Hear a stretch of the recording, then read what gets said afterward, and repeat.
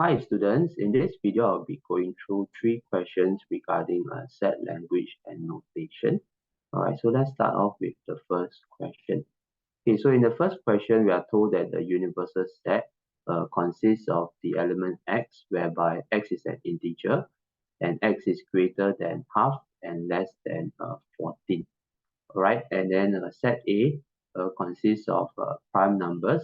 Okay, set B consists of multiples of 3, and then set C consists of perfect squares.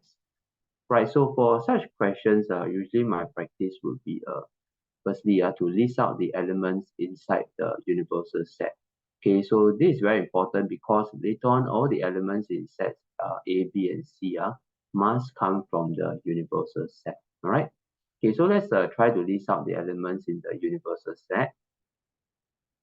Okay, if there are not too many elements to list out, I will list out everything. Okay, so over here, x will be from 1. The elements will be from 1 all the way to 13. All right, so I still think that that's a reasonable amount of numbers, so I'll list out everything. So 1, 2, 3, 4, 5, 6, 7, 8, 9, 10, 11, 12, and then 13. All right. Okay, then from here, usually my practice would be to continue to list out all the elements in the other sets, right? So that I can use them later on in the question. Okay, so although it's going to take up some time, a couple of minutes, but I think it's worth the effort, all right? So for set A, we are looking at the prime numbers. So all you need to do is to look into the universal set and just pick out all the prime numbers. So in this case, we have 2, 3, 5, 7, 11, and 13, right? So these are 6 prime numbers. Right, then for set B, we are looking at the multiples of 3. So it's going to be 3, 6, 9, and 12. Okay, and then for set C, we are looking at the perfect square. So 1, 4, 9, and okay, next one is 16. So there's no more perfect square. So just 3 numbers. Okay, 1, 4, and 9. Okay, so once you have listed out all the elements in all the sets and the universal set, then you can start doing the question. Okay, so in part 1 over here, they want A in the set B complement. Okay, so usually for such questions, I would try to list out the elements in B complement first, and then intersection with A means we are looking at the common elements between A and B complement, right? So B complement will consist of all the elements in the universal set which are not in set B. Right, so do be careful. So list them out. 1, 2. Okay, 3 is in set B, so it's not in B complement. Then 4, 5, 6 is not inside B complement. Then 7, 8, 9 is in B, so it's not in B complement. 10, 11, 12 is inside B, so it's not in B complement, and then 13. Right, then we'll be able to do the question now. So we want A intersect B complement, right? Okay, so we'll just look for the common elements in set A and B complement. So set A is over here and set B is over here. Okay, so the common element will be 2. Okay, so 2 will be one of the answer, 2. Okay, so be a bit careful about this. Okay, 5. Okay, so 2, 5, 7, right? 7, 11, and 13. Right, 11 and 13. Right, so this will be the answer, 2, 5, 7, 11, and 13. Right, so this is the way to approach questions such as this, which will actually help you to get the answer more accurately. Okay, so you don't leave out any one element. Okay, so the next one would be a B union C complement. All right, so we'll list out the elements in C complement first.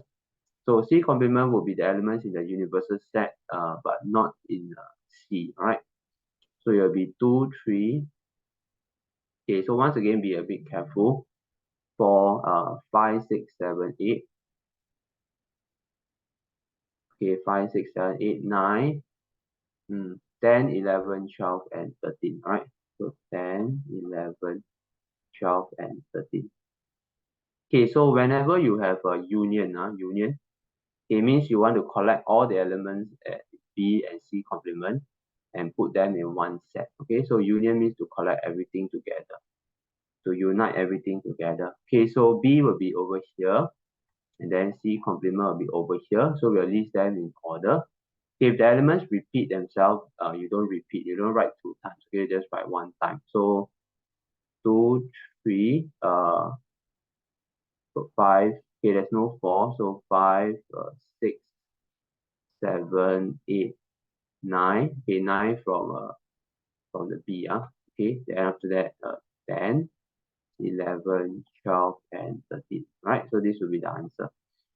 Okay, so it's basically almost all the elements except for a couple of elements like 4. Okay, actually except for 4 and 1, right? All the elements are inside. Alright, so this is the way you approach questions like this. Do it in a systematic manner, and you will always end up with the correct answer. Okay, let's look at a similar question. Right, so after this question, you should be able to be quite well versed in questions like this. Okay, so same thing. Let's list out the elements in the universal set. Okay, so from here we have 40 all the way to 50. So 40, 41, 42, 43, 44, 45, 46, 47, 48, 49, 50. All right. Okay, so all the way to 50. Okay, all the way to 50. Okay, then you have a P. Okay, so remember, for elements in set P must come from the universal set.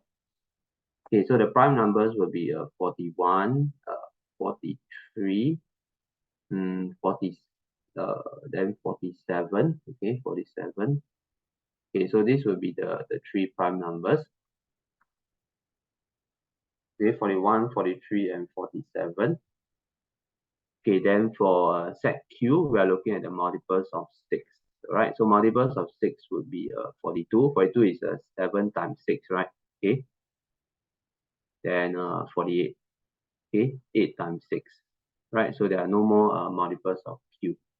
Okay, so actually this is the answer for the first part. Okay, these are the elements of Q. So 42 and 48, right? Okay, then now we want to list the elements of P union Q complement. Okay, so now we're going to unite P and Q together. And then after that, we're going to take those elements that are not in P union Q, right?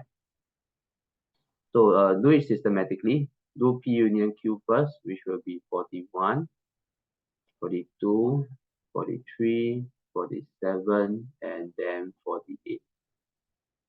Right, then after that, we'll do P union Q complement.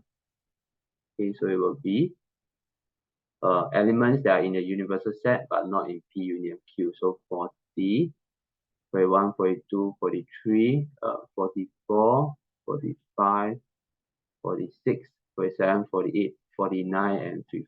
Okay, 49 and 50. Okay. Okay, so this will be the answer for P union Q complement. Okay. Okay, so just be a bit careful with your steps, and you should always end up with the correct answer. Okay, next part, an unrelated question. So on separate Venn diagrams, draw sets A and B when A intersect B is an empty set. Okay, so when they say that A intersect B is an empty set, it actually means that A does not intersect B. Okay, that's why when you try to intersect them, you find that there's no elements inside. Okay, the set. Okay, so how would the Venn diagram actually look like? Okay, when there's no intersection between two sets. Okay, it would just mean that the two circles do not overlap at all. Okay, so these are what we know as disjointed sets. So A and B over here. Okay, so this is how it will look like. Okay, then A is a proper subset of B. So in order to be a proper subset of B, all the elements in A must be found in B, and A must not be equal to B. Right, so this is also not too difficult. Okay, so always draw a rectangle to represent the universal set. Okay, so B will be here, and then A will be inside of B, right? So A is a proper subset of B. Right, let's look at a question that the not so typical type of question. Okay, so over here we are told that in this last question that the number of elements, okay, n bracket universal set means the number of elements in the universal set is 50. That means there are a total of 50 elements in this set. Right, the number of elements in set A is 36. The number of elements in set B, okay, is 28. And the number of elements in the intersection between A and B is X. Right, so for such a question, I would recommend you try to draw a Venn diagram so that you can visualize the question better. Okay, so let's draw a Venn diagram. Right, so let's draw a Venn diagram. Okay, so A intersect B has X elements, so there will be an overlapping part between the two sets, all right? So set A, set B. Okay, so there are X number of elements over here. Okay, so the number of elements in A is 36. Okay, so which means that if you think about it, the number of elements in this region will be 36 minus X. Okay, because 36 minus X plus X will be 36, which is the number of elements in A. Okay, then likewise, the number of elements over here should be 28 minus X, all right? Okay, so over here, they want the least possible value of X. So you may be wondering, why is there a least possible value of X? Can't I just put any X value inside? Okay, so let's say if I take X equals to 1, right? Okay, if I take X equals to 1, so here will be 1 element, right? Then here will be 36 minus 1, 35. Here will be 28 minus 1 will be 27. So if you add up all the elements over here, 35 plus 27, 55, 62, 62 plus 1, 63. So what is wrong with this? Why can't there be 63 elements? That's where you need to look at the question. There's total only of 50 elements. Okay, so this shows that X cannot just be any number. Okay, there has to be a minimum value, because even if you try 2, you add up X equals 2, you add up, you will still end up with more than 50 elements. Okay, so there must be a minimum value for X, because X cannot be just any number, all right? Okay, so how do we approach a question such as this? Okay, so whenever you come across a question whereby least possible, greatest possible, you've got to think of inequalities, okay? Inequalities. So you learn about inequalities, and many a times the questions in your math paper is not just going to be just mainly one topic, okay? There could be concepts for more than one topic or skills for more than one topic that you need to apply to the same question. Okay, so over here now our thoughts will be to try to formulate an inequality, right? Okay, so if you think about it, over here we have actually 3 regions. Okay, 1, 2, 3, and of course the one that is outside now. Okay, so we'll call it 4. Okay, there are elements inside. We know in region 1 is 36 minus X, in region 2 is X, and in region 3 is 28 minus X. Alright, so later on, for now we don't need to bother about the number of elements in region 4, because later on you will see in part 2 of the question, or after part 1, I explained to you that it's going to take care of itself. All right. Okay, so now what inequality can we form? You see, if I add the elements in 1 plus 2 plus 3, the maximum number will be 1.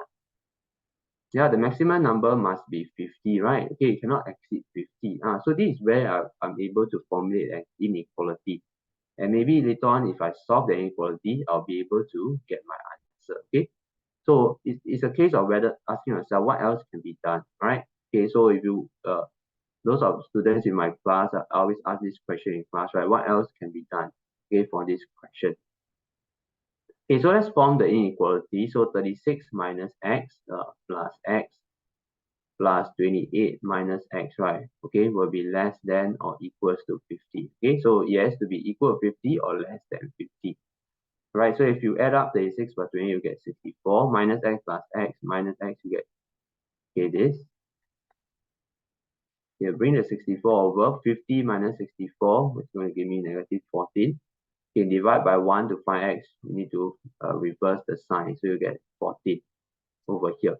Okay, so X has to be greater or equals to 14, okay, based on this inequality, which means that the least possible X has to be 14, right? Least possible X equals to 14. Okay, so let's try to sub 14 inside. So if I sub 14 inside, 36 minus 14 gives me 22. Then here will be 14. And 28 minus 14 will give me 14, right?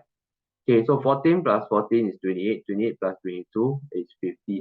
So it means that when x is the least value, okay, the least value, then all the elements, right, all the 50 elements will either be set A, set B, or in the intersection of set A and set B, all right, in these three regions. Okay, so this is how this question works out. Okay, so let's think about what if I put x to be 15, right? If I put x to be 15, then what's going to happen? Okay, if I put x to be 15, then this is going to be 21, then 15, and then down here will be 13, right? Okay, so if add up 21 plus 15, 36, plus 13, 49. Then that's where the extra one element will be outside both sets.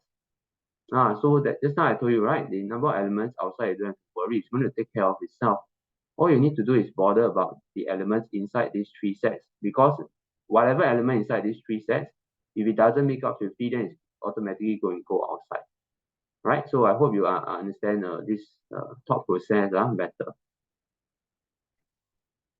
All right. So now the next question is, what is the greatest possible value for x? Okay. What is the greatest possible value for x?